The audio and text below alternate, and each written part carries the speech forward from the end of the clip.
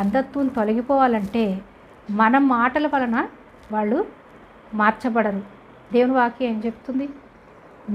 నేను ఆకర్షించుకుంటే తప్ప వాళ్ళు ఆకర్షింపబడరు, వాళ్ళు నేను పిలుచుకుంటే తప్ప వాళ్ళు రారు అని యేసయ్య చెప్పి ఉన్నాడు మనకి.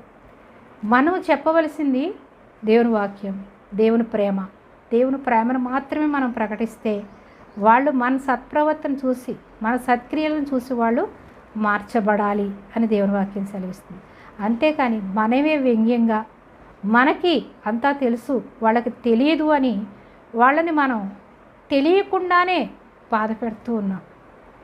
నేను కూడా కొందరికి అన్యులకి అప్పట్లో నేను చెప్పి ఉన్నాను, మా దేవుడు గొప్ప దేవుడు, మా దేవుడు పరలోకాన్ని తీసుకెళ్తాడు, మీ విగ్రహాలు మిమ్మల్ని పరలోకం తీసుకెళ్ళవు అని చెప్పినప్పుడు చాలా కోపంతో మండిపడిపోయారు.